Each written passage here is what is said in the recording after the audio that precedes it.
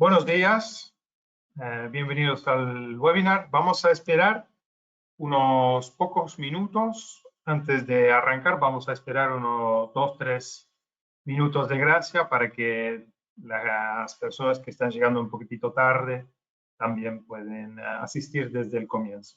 Empezamos en 2 minutos.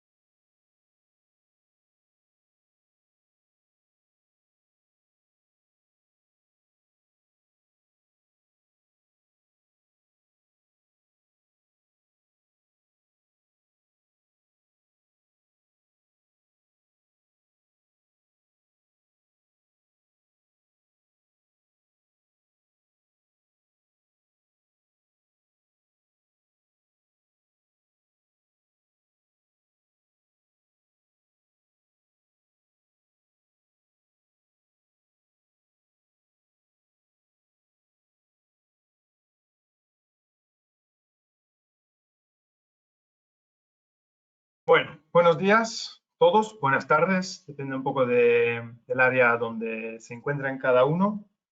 Mi nombre es Eric de Bats, soy el responsable comercial de MyCaSense para España y también Latinoamérica. Si duden un poco de mi acento es porque de origen soy belga, pero hago lo que puedo para que me entiendan. Y hoy vamos a hacer este webinar junto con la gente de ACRE y en especial les presento a Serafín López.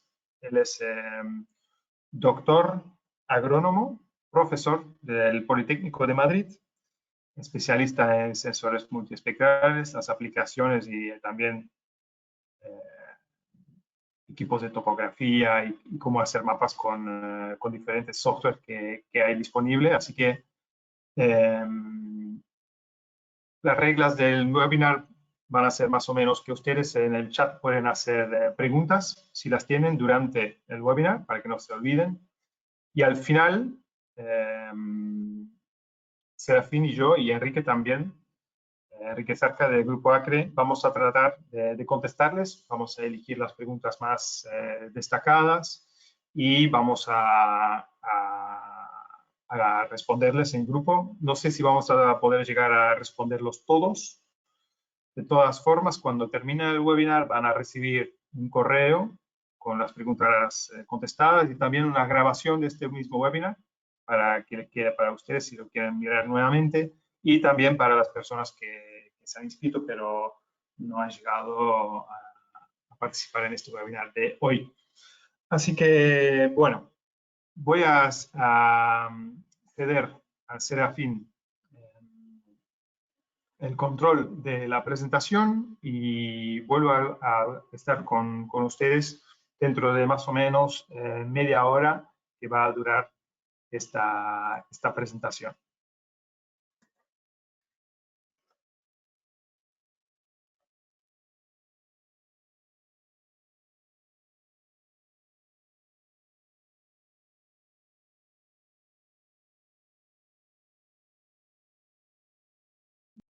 Buenas tardes. El webinar tiene como motivo el hacer una revisión de los distintos equipos, de distintas cámaras que hay disponible hoy día a través de la firma MicaSense. Y revisar, aparte de estos equipos previamente dicho y algunas de las características técnicas que tienen, realizar una serie de comentarios respecto al procesamiento, mostrar algunos ejemplos del procesamiento y finalmente de unas herramientas que también se utilizan, que son muy, yo diría, de cada día más asequibles y más disponibles en el mercado, como son los geoportales, que permiten otro tipo de manipulación y de compartir esa información que se está obteniendo y midiendo. Dentro de la familia de MicaSense hoy día tendríamos estas tres diferentes cámaras. Tienen factores comunes, como pueden ser las distintas bandas. Hoy día tienen, por ejemplo, también la capacidad de capturar GPS, de integrar GPS dentro de los datos EXIFE de las imágenes, con lo cual, digamos que suponen un pool de opciones interesante para la valoración agronómica y agrícola de la caracterización de cubiertas o de cultivos. Y yo diría que hoy día además hay una integración muy interesante precisamente en lo que es el ciclo de trabajo para poder realizar no solo la captura y la diagnosis, sino también la aplicación, el poder entrar directamente en cómo manejar la información que hemos capturado y poder fácilmente o rápidamente tratar de empezar a generar situaciones de agricultura de precisión. Bueno, como les decía, son esas tres cámaras. Quizá la base es la MX, una cámara que viene como evolución de la antigua cámara roja que teníamos antiguamente de MicaSense. Hace un par de años apareció la Altum, ahora las veremos quizá en profundidad. Esta cámara además incorpora un sensor térmico en comparación con lo que tenemos de la MX.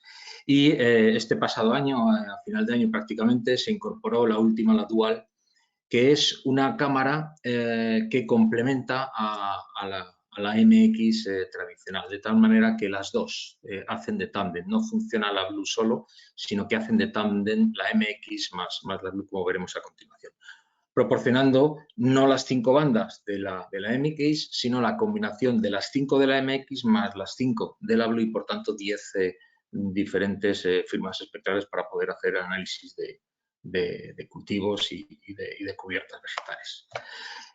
Quizá dentro de las características técnicas de estas cámaras, de las más importantes, y tienen un pool bastante nutrido de ellas, desde el capturador global, con lo cual no como en muchas de las cámaras que teníamos hasta ahora en temas hiperespectrales sobre todo, que eran cámaras pulse room, que lo que hacían era un barrido. Estas son todas de un capturador global, con lo cual es una secuencia capturada en un instante determinado, con unas bandas muy concretas en cuanto a la firma espectral, con una integración, todas ellas bajo lo que en algunos software se denominan cámaras RIF, de tal manera que es un único sensor que está capturando solidariamente las 5 bandas distintas, y eso permite una integración más cómoda sin tener que hacer una fusión compleja de distintos sensores, sino que todas esos son 5 objetivos, por ejemplo, en el caso de la MX, pues permite una integración casi instantánea de las distintas bandas. Además de tener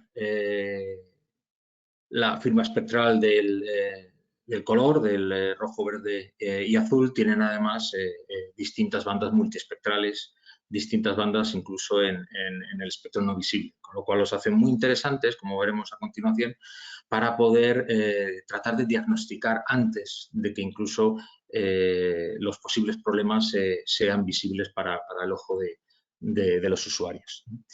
Bajo peso, para poder hacer instalación en drones, como veremos después, autónomos en el sentido incluso de que parte de los sensores traen un sistema GNSS, con lo cual puedo tener posicionamiento de esas bandas.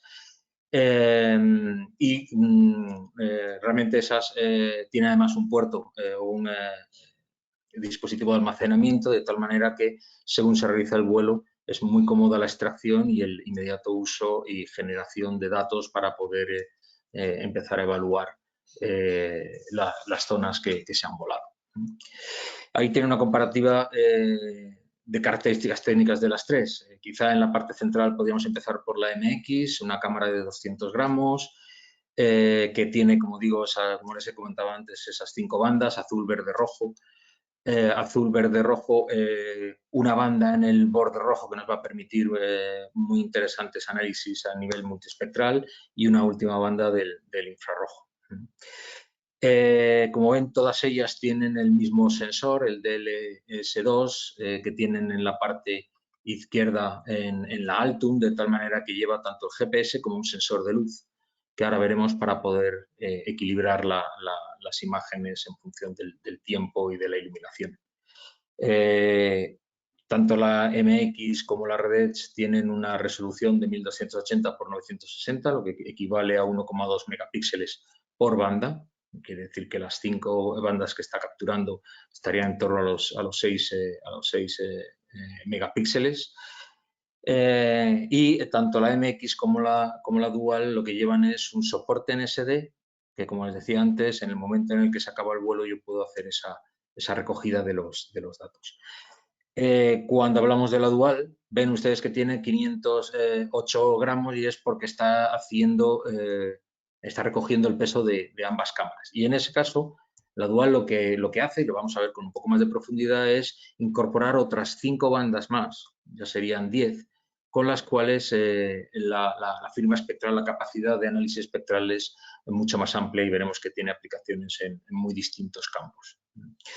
En comparación con estas, la Altum, que es una cámara que salió hace 2 años, es una cámara que tiene no 5 sino 6 bandas porque incorpora una banda térmica de baja resolución, pero una banda térmica que nos permite entrar en otro tipo de apreciaciones, de estrés hídrico y de maduración. Bueno, pues como digo, tiene una resolución distinta, una resolución mayor, es decir que si comparamos la Altum con la Red Edge, lo que nos encontramos es una cámara en la cual tenemos más resolución y además, como digo, esa sexta banda para capturar el carácter térmico del terreno, ¿no? Otro de los aspectos importantes que queríamos comentar es el tema de los kits de integración. Hoy día estas cámaras, como decimos, se instalan y se integran perfectamente en drones.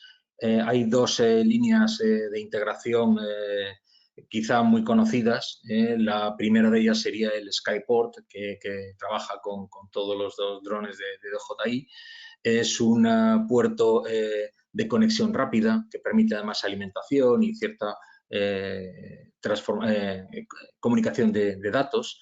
De tal manera que para tanto las series de Matrix, tanto 200 como 600, incluso el Spire, pues supone una plataforma rápida de conexión y de extracción de información bastante cómoda.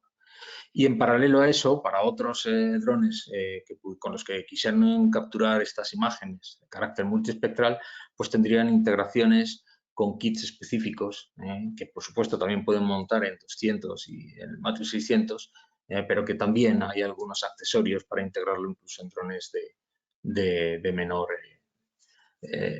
de menor capacidad quizá de vuelo, ¿no? De autonomía de vuelo. En la parte de la derecha ven precisamente un Inspire 2 que tiene en la parte superior el sensor de iluminación y en la parte inferior, a través del conector, el Skyport, lo que tiene es la capacidad para, en este caso está presentando el kit de integración de la doble cámara, de la Dual. De tal manera que, como ven, lo que van a conseguir es que las 2 cámaras trabajen en paralelo, capturando la misma zona, sincronizadas la una contra la otra en cuanto a disparos, y almacenando, como digo, esas 10 bandas de carácter multiespectral. Hay un tema también importante, les he comentado antes cómo la cámara tiene un GPS propio situado en el mismo sitio que el sensor de iluminación, pero hay también un tema importante de posicionamiento que cada vez va cogiendo más cuerpo, y es la utilización de sistemas de posicionamiento de alta precisión, tanto en tiempo real, como sería un RTK, como en postproceso, como serían los procesados con PPK. El hecho en sí del posicionamiento con RTK lo que nos permite, por un lado, es mejor posicionamiento de todas las bandas que estamos comentando. Eso nos va a llevar a una posibilidad muy interesante de vuelos multitemporales, donde al tener una alta precisión en el posicionamiento me permite muy cómodamente, sin transformaciones posteriores, el poder estar integrando las distintas bandas a nivel temporal y, por tanto, pudiendo hacer comparaciones en el tiempo del cultivo, a lo largo, por ejemplo, del ciclo de cultivo. Hoy día, con todas estas cámaras, lo que les comentaba anteriormente es que también tienen la posibilidad de que estos datos de GNSS que se integran acaban siendo parte de los datos EXIF de la cámara, con lo cual no es necesario contar con información extra para poder realizar los procesos. Incluso cuando las propias imágenes se suben a los servidores, al contener toda esa información integrada, automáticamente empiezan los procesados. Dato muy interesante también para las aplicaciones que vamos a comentar quizá a través de estos sensores que trabajan en el espectro no visible, porque digamos que nos van a permitir, sin una visualización incluso en sitios donde pueda ser más compleja el poder hacer identificaciones, una alta precisión en el posicionamiento lo que me permite es saber que precisamente las distintas bandas están trabajando en la misma posición, haciendo, por ejemplo, temas de orientación y capturando los primeros índices con los que vayamos a trabajar. También es bastante interesante el conocer que a través de MyCaSense lo que existe es una librería abierta para poder hacer desarrollos, de tal manera que la integración con aplicaciones y, como veremos después con geoportales, por ejemplo, está también abierta a posibles customizaciones, ¿no? Particularizaciones. Y, como les decía, de alguna manera, todo este nivel de posicionamiento de alta precisión a través de tiempo real o de postproceso está también bastante al día con respecto a usos y a el poder llevar adelante ese tipo de aplicaciones. También importante, y es otra de las evoluciones que hemos visto en esta última remesa de las tres cámaras, y es como ante condiciones lumínicas heterogéneas, que sería, por ejemplo, la que viene en la figura, en la parte de, bueno, la imagen, perdón, en la parte de la derecha, debido al tiempo que tarda en capturarse el vuelo. Bueno, pues el contar con un sensor de iluminación lo que nos permite es homogeneizar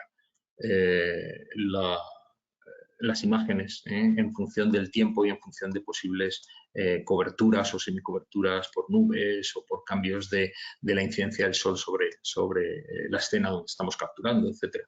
Con lo cual, el uso de estos sistemas de iluminación es bastante interesante para precisamente hacer esas correcciones y al final obtener una imagen homogénea de toda la zona que cubrimos. Y el uso de paneles de reflectancia, como ven en la parte izquierda, también es interesante de cara a los temas multitemporales, de cara a poder tener una precisión, una comparación de las firmas multiespectrales en cuanto a la homogenización en distintas fechas, de tal manera que siempre exista un dato absoluto de cómo la reflectancia, de cómo la iluminación se va moviendo en las distintas fechas que podemos estar trabajando, insisto, por ejemplo, a lo largo del cultivo. Haciendo una pequeña revisión de las distintas cámaras, aquí tienen la Altum, que sería esa multiespectral más el térmico con 3,2 megapíxeles. Les he incorporado también en la parte izquierda para que vean cómo el GSD va cambiando en función de la altura. Y ahí vemos en la parte inferior de la figura de la izquierda dónde están situadas en las distintas longitudes de ondas las 5 bandas que capturamos. Mientras que la parte superior tienen las bandas con el Sentinel. ¿Por qué? Porque vamos a ver cómo se han ido moviendo estas 3 cámaras y al final con alguna de ellas lo que vamos a ver es cómo podemos hacer incluso también una gestión de comparación con respecto a imágenes o información satélite que podamos tener. De tal manera que al final nos está proporcionando también una información de mayor resolución, de mayor detalle con respecto a imágenes y secuencias que podamos tener con datos satélite. Cuando entramos en la MX, como ven, no cambia las firmas espectrales que tenemos para las 5 bandas tanto del visible como del no visible en el infrarrojo. Cambia, por supuesto, la resolución, igual que teníamos en el caso de la MX, ahora veremos que tenemos aproximadamente unos 8 centímetros para una altura de 120 metros, pues aquí están viendo cómo la GSD, con anterioridad veían que el GSD tenía más resolución en el caso del Altum, en el caso de la MX tiene un poco menos de resolución, llegando como decíamos, al 1,2 megapíxeles frente al 3,2 megapíxeles que teníamos en el caso del Alto.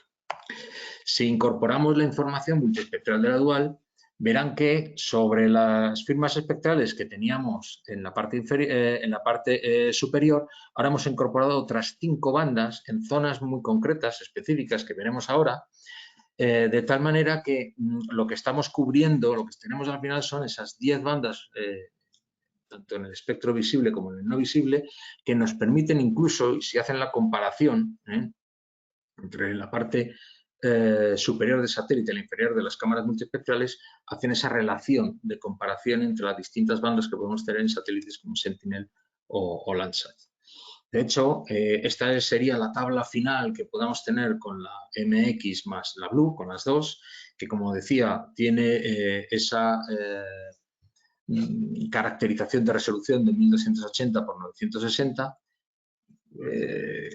Se le ha buscado incluso esa denominación de cámara superespectral, no es hiperespectral, como sería el caso de aquellas que tienen pues, más bandas, 100, 200 bandas, pero sí que a través de las 10 bandas, como ven, se recoge entre los 400 nanómetros a casi los 1000 nanómetros, se recogen esas 10 bandas repartidas en zonas que además están viendo ahí la caracterización para la vegetación, cómo se mueven tanto en la parte inferior de reflectancia, con las bandas en el azul, en el verde y en el rojo, y posteriormente hacia las del borde rojo y a las del infrarrojo. Bueno, pues ahí tienen un poco la representación de esas 10 bandas y, como le digo, en cualquier momento se puede buscar la equiparación por ejemplo, en el caso del azul, como la nueva banda del azul se incorpora a la misma longitud de onda que teníamos en sensores como el satélite. Y los valores los tienen en la zona de la tabla de la derecha, comparados tanto con Landsat como con Sentinel. Los que tienen marcados en azul y con un asterisco son precisamente las 5 nuevas bandas que incorpora la cámara Blue. Y como digo, la primera de ellas anda no en el azul que se mueve en el tradicional 465 nanómetros, sino en 444, y ahora verán los usos que se le dan, y poco a poco, uno tras otro, van generando esas 10 bandas en comparación a firmas y bandas multiespectrales que trabajan en el campo de los sensores satélite. Con lo cual, aparte de proporcionar mayor resolución, nos está generando esa mayor resolución en un entorno similar de firmas espectrales que puedo tener con la información de satélite que hoy día tenemos a través de Landsat 8 del Sentinel 2A y 2B, que como ustedes bien conocen, pues nos están dando una resolución a 10 metros con una temporalidad de aproximadamente una semana en el caso de los Sentinel. Bueno, pues si nos vamos a ver cómo se mueven esas 5 bandas nuevas que se generan con la MX Blue, pues verán que la primera de ellas, decía antes que está en torno a la zona del azul, precisamente lo que busca es una caracterización de materia orgánica dentro del agua, de turbulencia o de corrientes dentro del agua, de tal manera que podamos determinar dentro de un cauce cuáles son las zonas que tienen mayor movimiento de agua, incluso a elementos en suspensión. De tal manera que esa es un poco la línea de aplicaciones que va buscando precisamente esta primera de las bandas que se incorpora con la MX Blue. La segunda de ellas iría en torno al índice PRI, el Photochemical Reflectance Index, que lo que es un indicador de estrés y que nos permitiría obtener valores de ese índice PRI para 530 y 560, que serían esas bandas 3 y 4 del sensor. La quinta de las bandas, que sería la tercera nueva que nos incorpora esta MX Blue, nos permite mejorar parte de la absorción de clorofila que yo puedo encontrar en EDRE, genera un poco menos de saturación y por tanto nos permite una nueva línea de estudios a nivel de borde rojo. La cuarta que tendría en este índice de la cámara Blue nos permite la detección de déficit de nutrientes, ¿de acuerdo? Tanto macro como micronutrientes.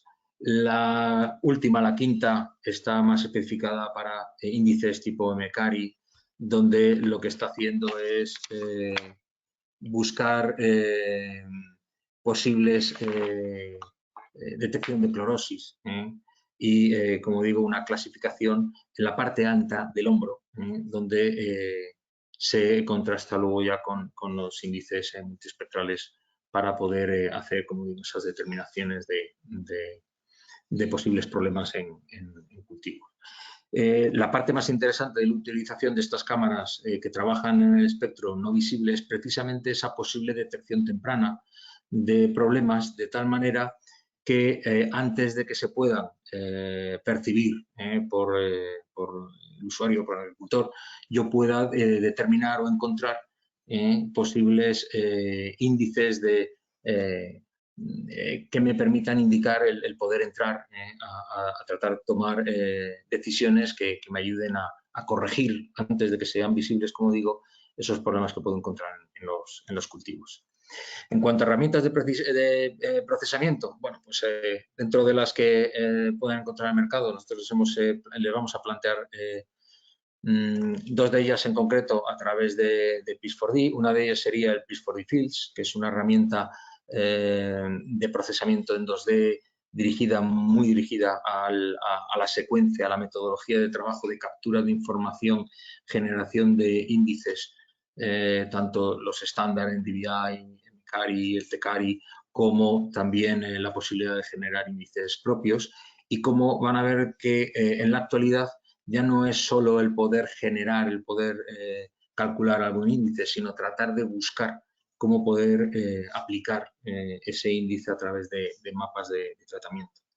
La información que se captura, en este caso sería la cámara MX y la Altum, los que se trabajan con PIS4D Fields, nos permiten una primera secuencia generar tanto ortofotografía RGB como modelos digitales de superficie.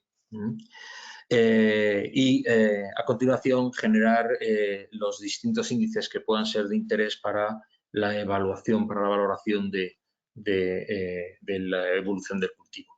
Aquí, por ejemplo, están viendo una parcela de girasol donde se ve en la zona inferior derecha como incluso hay un problema de cultivo, en el sentido de que ha desaparecido parte de los girasoles que se sembraron. De tal manera que a nivel visual lo puedo ver en cuanto al número de plantas, a la densidad de plantas. A nivel de los índices lo veo en la zona derecha de la pantalla porque esta zona tiene un color más rojizo frente a las que puedo encontrar en la zona noroeste de la parcela. Si incluso genero una clasificación de esa parcela, vemos cómo precisamente se estratifican zonas en función de los colores. Me indica el Pis4eFields cómo además puedo encontrar una clasificación que de alguna manera voy a tratar de referirla a una posible aplicación, por ejemplo, nitrogenada, de tal manera que puedo establecer en función de cómo se ha desarrollado el cultivo, cómo quiero hacer un tratamiento variable, por ejemplo, a nivel de nitrógeno en cobertera. Bueno, pues cómo además el sistema me permite indicar en función de esa clasificación que he hecho distintas aplicaciones variables, distinta dosificación, de tal manera que no estoy haciéndolo de forma homogénea, sino que lo que hace en este caso es producirme un fichero shape que me va a permitir clasificar por un lado la parcela, analizar para el momento actual cómo está la parcela y si quiero iniciar una aplicación, poder hacerlo de una forma variable y no uniforme.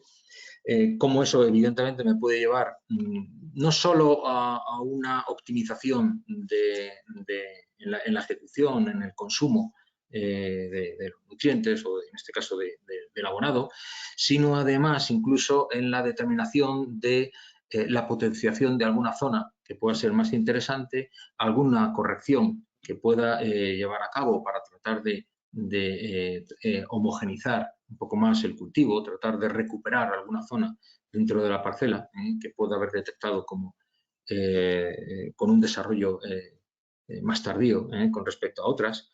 Pero a la vez, como les decía, una vez que tengo esos mapas, lo que procede es la aplicabilidad, la generación no solo del mapa de aplicación, sino también cómo poderlo llevar en este caso, a un tractor, a una fertilizadora. Bueno, pues aquí, como lo ven, lo que se ha realizado también dentro de la plataforma es la estructura de datos FMIS, que es la capacidad de integrar tanto en clientes, fincas, parcelas, de tal manera que al final lo que hay es FMIS, es Farm Management Information System. Bueno, pues ese tipo de información, esa base de datos generada de esta manera, se puede sincronizar, en este caso ven, con la plataforma de John Deere, de tal manera que Pis4eFields sube a la nube, a la zona de John Deere, los datos que se han capturado con el dron, la clasificación que se ha hecho con el dron, de tal manera que desde el propio monitor de rendimiento, el propio monitor de ejecución de la plataforma John Deere, lo que me permite es integrar directamente los mapas para poder aplicar directamente no solo la clasificación, sino la variabilidad que he determinado en gabinete. De tal manera que aquí ya no es solo el uso o la captura de la información que podríamos haber obtenido con las cámaras, sino también todo el ciclo. Tratar de cerrar el ciclo de tal manera que están viendo cómo cómodamente se va desde la propia detección de las posibles patologías, de los posibles problemas que puedo encontrar en el desarrollo del cultivo en distintas fechas, de tal manera que este tipo de vuelos realizados 4, 5, 6 veces a lo largo de la campaña me permite ir definiendo y tomando decisiones sobre cómo realmente va evolucionando el cultivo, qué tipo de aplicaciones o qué tipo de variaciones puedo desarrollar yo para tratar de llevar el cultivo al final al mejor rendimiento posible, que en el fondo es mi objetivo. En el caso de la MX Blue, se trabaja actualmente más con el Pis4eMapper que con Pis4eFields. Por la especificidad que tiene la cámara, esa doble cámara con esos 10 bandas, de tal manera que al final, una vez producidas las 5 mapas de reflectancia, las 5 mapas para las 5 bandas con las que se ha capturado las posibles patologías, la posible evolución del cultivo, lo que se hace es disponer de esas bandas con la posibilidad de integrarlas. Como ven aquí está determinando las 10 bandas sobre el mismo procesamiento. Se trabaja, como os decía antes, con cámaras en esa estructura de cámara rig que le permite poder gestionar bajo un único cálculo las 10 bandas de forma solidaria. Y con ello lo que obtenemos es, como les digo, distintos índices de vegetación a través del P4D Mapper, de tal manera que tienen en la zona superior derecha las distintas bandas con distintas estadísticas respecto a qué tipo de datos se ha encontrado, qué caracterización tiene cada una de esas bandas. Y como ven, en la parte central se genera tanto el mapa o el índice necesario para poder hacer la valoración agronómica del estado del cultivo, y en la parte inferior podríamos hacer los mapas de prescripción, de tal manera que de esta forma yo podría preparar la información, igual que lo hago con P4D Fields, quizá más dirigido a la aplicabilidad sobre esos o la generación de esos shapes para poder llegar a los mapas de aplicación. En este caso, más dirigido a la generación de los mapas con la idea de que al final se puede integrar en sistemas de información geográfica que me permitan a mí valorar el estado del cultivo a lo largo de su evolución, a lo largo de la campaña. Al margen de esas aplicaciones, es verdad que en la actualidad se está desarrollando también una línea de trabajo muy interesante, que es el dar solución a la necesidad de compartir esta información, a la necesidad de poder trabajar en campo con los datos que se están capturando y a cómo incluso poder tomar decisiones en tiempo real con respecto a la información que yo pueda tener en mi base de datos. Y en este sentido empiezan a aparecer aplicaciones basadas en geoportales, en aplicaciones web, que en parte me permiten la visualización a través de web y poder compartir los datos con otras múltiples personas o usuarios de las propias fincas, pero a la vez también me permite generar determinadas herramientas y aplicaciones de inteligencia artificial que lo que me llevan, por ejemplo, como están viendo en pantalla, es a la clasificación de las parcelas en función de esos distintos datos multiespectrales e índices que yo puedo ir capturando y calculando, como les digo, con las cámaras que estamos viendo. Pero además, lo que me permite, como les decía, por un lado, es compartir esa información e incluso a través de esas aplicaciones web poder lanzar algoritmos como la detección de plantas, la detección de árboles, como tienen en la parte derecha de la presentación, o incluso en la parte izquierda tienen la caracterización del estado del cultivo en una cuadrícula que me permita hacer un análisis estadístico de cómo está exactamente todas las parcelas que yo estoy tratando. Una última más, quizá muy interesante, por ejemplo, en aplicaciones de carácter arbustivo y con árboles, de tal manera que me permite, por ejemplo, el conteo de los árboles. Como ven en la parte inferior izquierda, lo que me va a hacer el sistema a través de inteligencia artificial es determinar cada uno de los árboles que tengo en la parcela. Es capaz de esa manera, por ejemplo, de establecer cuál es el índice de vegetación, cualquiera de los que yo pueda estar calculando, específico para cada uno de esos árboles que se están determinando en la finca. Y además incluso marcar cuál sería la superficie de copa de cada uno de ellos, con lo cual tengo también una idea de cuál es exactamente el estado de desarrollo de los árboles, poder aislar e interpretar cómo se está comportando los distintos árboles que tengo dentro de la finca. Como digo, esas plataformas al final nos permiten tanto el trabajo con cultivos extensivos como con cultivos intensivos, herbáceos como arbóreos. Y haciéndolo de una forma, como les comento, en vía web, lo cual me permite, como digo, compartir la información y poder trabajar no solo con el agricultor, sino con especialistas que puedan entrar en el asesoramiento y que puedan entrar en el círculo de análisis de la finca. Bueno, pues esto es lo que les quería comentar y muchas gracias por su asistencia. Bueno, muchas gracias, Serafín. Vamos a repasar un poco algunas preguntas. Si ustedes tienen más dudas, en la derecha, en el recuadro, pueden verlo. Así que tenemos aquí una pregunta interesante de Leopoldo Hernández, que quizás nos puede contestar. Me gustaría saber si es imprescindible para que para volar la cámara esté totalmente cenital, aun cuando el terreno tenga desnivel. Serafín, ¿qué opinas?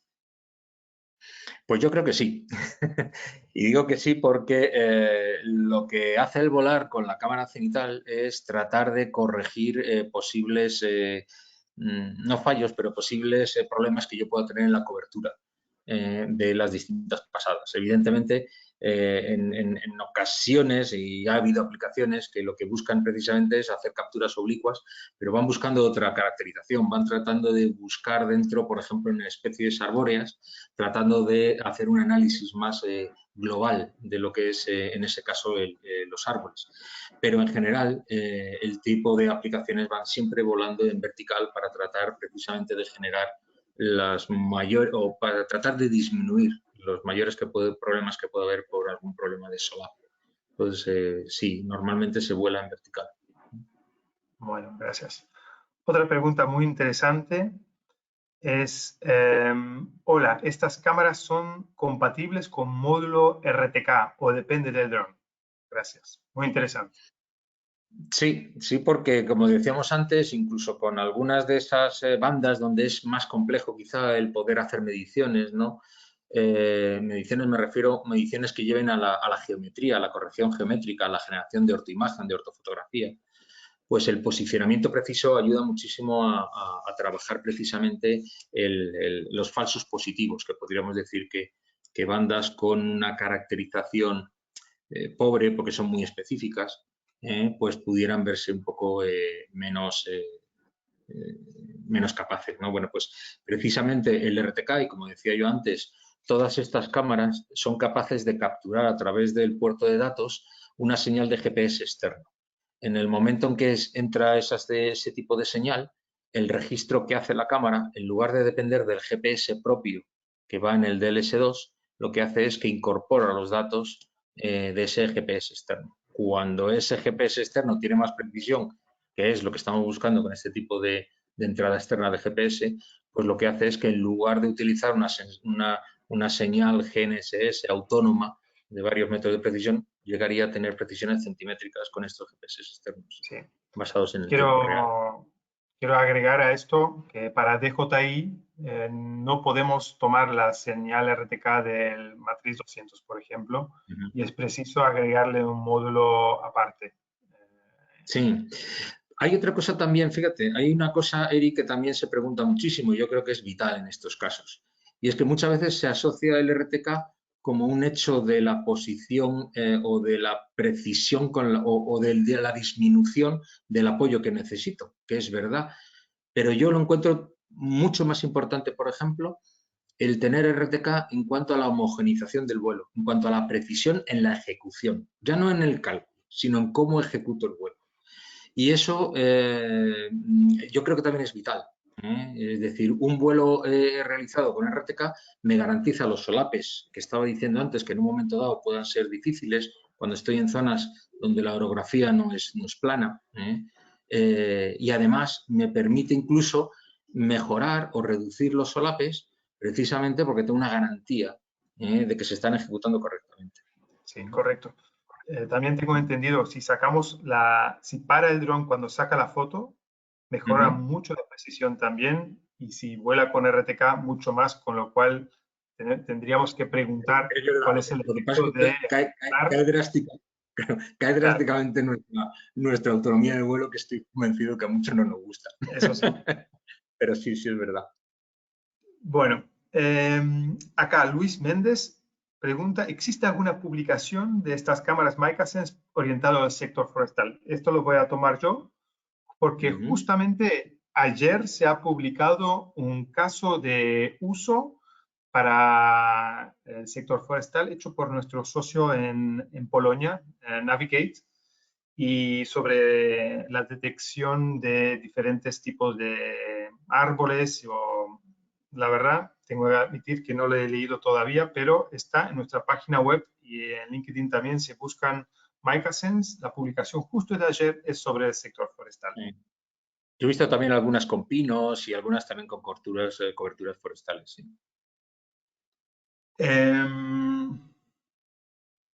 Aquí, Antonio de Soto. ¿Qué resultados se obtiene con la banda térmica? ¿Se puede integrar al sistema de 10 bandas? Si fuera así, ¿cuáles serían los beneficios? Bueno, la térmica funciona con la Altum, quiero decir, es una sexta banda que tiene la Altum. Y Claro. la Blue, digamos que no está preparada para integrarse con la Altum. Son resoluciones distintas y cámaras un tanto distintas, ¿vale? Entonces no está preparada para trabajar con la Altum. Bueno. Lo que no quiere decir para que la Altum con sus 5 bandas más la sexta, que es la térmica, sirvan para realizar, sincronizar, por ejemplo, como decíamos antes, pues temas térmicos que puedan ser temas de estrés hídrico o temas de maduración, que es un poco lo que se trabaja con la Altum. Sí. Una cosa quería comentar, perdón, que se suele confundir esa banda térmica con aplicaciones que no tienen que ver nada con la agricultura de precisión. La resolución que tiene esa banda no está indicada para hacer otro trabajo que no sea el que acaba de comentar Serafín, ¿vale? No trabajos industriales ni trabajos de patologías constructivas, sino exclusivamente orientados hacia la agricultura de precisión. Hablo de la banda térmica de la Altum. Bueno, aquí pregunta alguien, ¿cuál sería la cámara ideal para trabajar en viñedos? En viñedos, pues a mí, por ejemplo, la Altum me gusta. Para ese tipo de aplicaciones, sí. Creo que sería la que más me gustara. Por esa posible aplicación del térmico que puede tener un plus. Por ese tema de maduración, precisamente, porque decíamos, y de estrés. Exacto. Después pregunta Edgardo Cantoral. La cámara trabaja en áreas con neblina o nubes muy bajas. ¿Cómo funciona? Mal en el sentido de que tiene que ser capaz de ver. Y si hay niebla, no va a ver. Lo mismo por la térmica. Por mucho que la térmica vea temperatura, si hay neblina y no es visual, no, es difícil que observe algo de interés. Si está 100% nublado, es muy bueno para volar. Eso sí, tiene que ser. Pero tiene que volar siempre debajo de las nubes. O sea, es bueno porque no hay sombras y cuando no hay sombras, la calidad de las imágenes son más homogéneas y Sí, mejor en su totalidad. se veía antes precisamente como en la transparencia donde se hablaba del sensor de iluminación, pues las dos condiciones óptimas para volar es o completamente cubierto para tener homogeneidad, incluso es quizá la mejor de todas, porque la incidencia del sol no afecta en la reflectancia, ¿no? En posibles cambios de ángulo del sol, etc. Sí. Acá una pregunta de Germán Riveros, me parece que le conozco. Pensando en Altum para integrarla en un Inspire 2, ¿es posible contenerla con un soporte especial externo, no usando el Skyport, un soporte tipo GoPro? Y en este caso, ¿cómo la energizo? ¿Se puede usar batería externa? No sé, Enrique, si vos tenés una respuesta Sí. para eso. A ver, nosotros no hemos montado esa cámara en ese dron, pero entendemos que no habría problema primero por espacio del propio, por envergadura del propio dron, y se podría alimentar o bien con una batería externa, también lo hemos hecho desde Acre, o bien con la batería del propio dron, y esta última afirmación me permitís que la ponga en duda o en interrogante, porque nunca lo hemos hecho con ese Inspire 2. Insisto, sí lo hemos alimentado con otras baterías que no son las del propio dron, y por envergadura sí entendemos que se podría montar sin problemas en un dron como ese. Bueno, tenemos tiempo para una o dos preguntas más.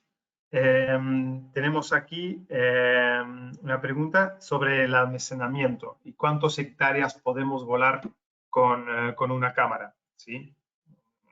Yo entiendo que tiene que ver con la altura que uno vuela, ¿sí? Pero si hablamos de la memoria que tiene la cámara en sí, la Red Edge está limitado en 32 gigabytes, que equivale a unas 3.000 tomas, y depende de la altura de la superficie que tienes. Si volas a 120 metros, te debe de alcanzar para unos 500 hectáreas, pero la Altum tiene en realidad un almacenamiento ilimitado porque tiene un puerto USB 3 y viene con una memoria de 128 gigabytes, pero lo puedes conectar en realidad a cualquier disco duro.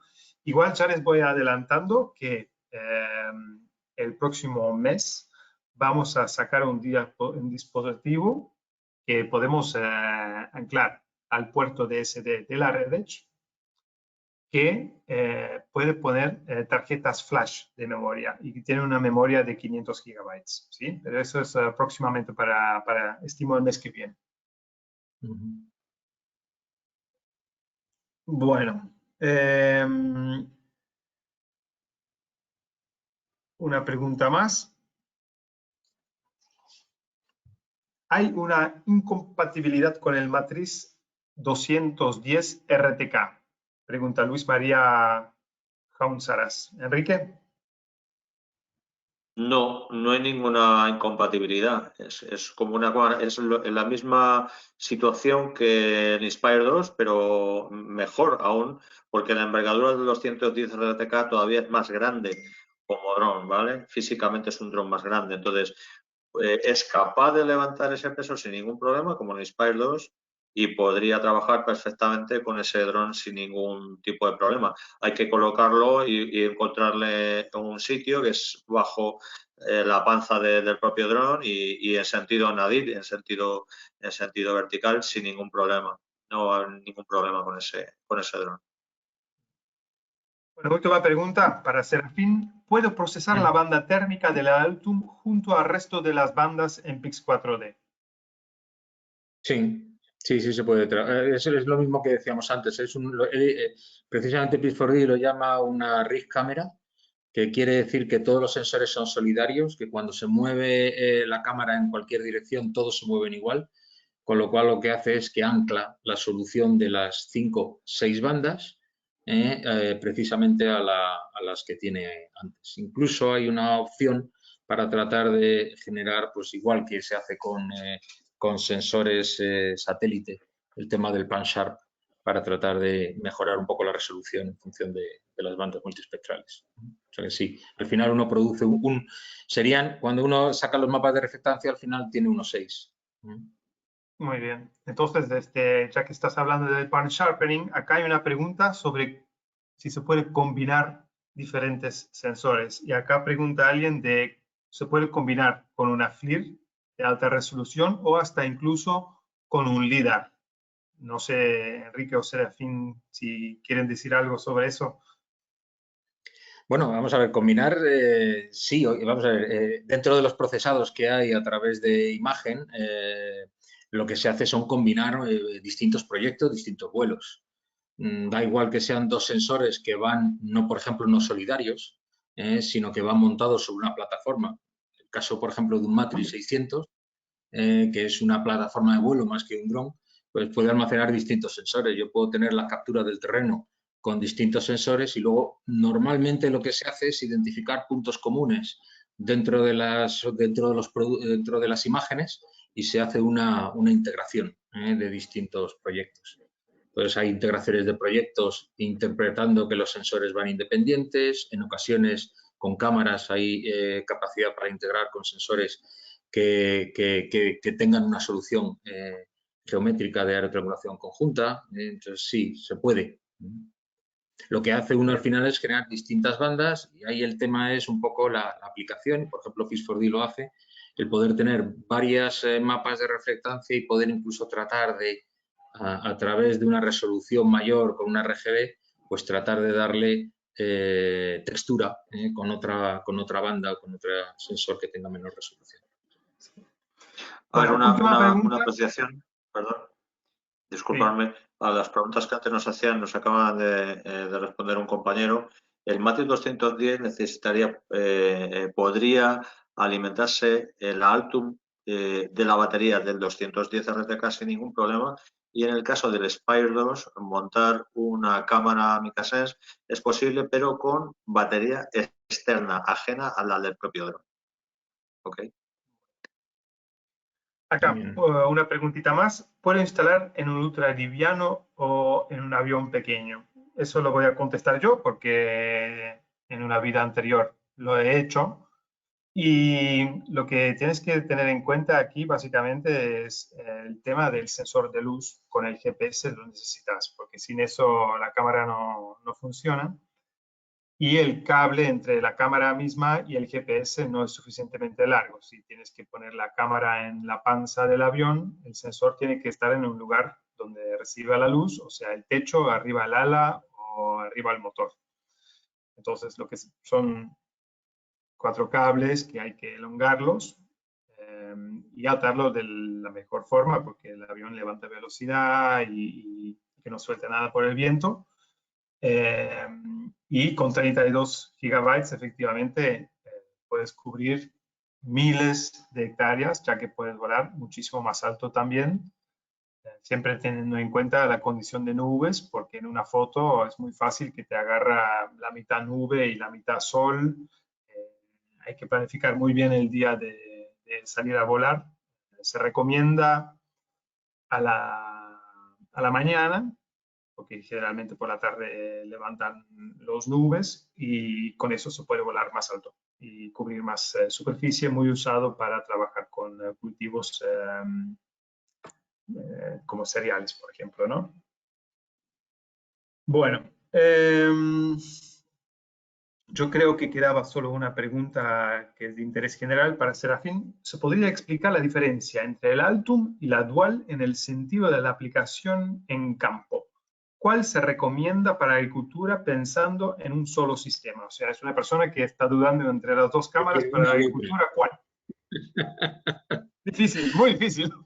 Es una pregunta muy difícil. Es una pregunta muy difícil. Yo le preguntaría si de verdad tiene necesidad por el térmico. Sí. Porque si realmente el térmico no le va a dar un extra, pues entonces quizá la dual sería interesante. Sí. Y luego depende también de la altura con la que quiera volar. Es decir, la Altum tiene dos ventajas. Una, el térmico que hemos dicho, y otra es que como tiene mayor resolución, pues uno puede volar más alto. Y eso es mejora en autonomía y mejora en producción. Entonces, miraría también a ver qué tipo de superficie cubre, qué número de hectáreas tiene en finca, etcétera. Y por ahí también trataría de ver si es un plus el poder tener.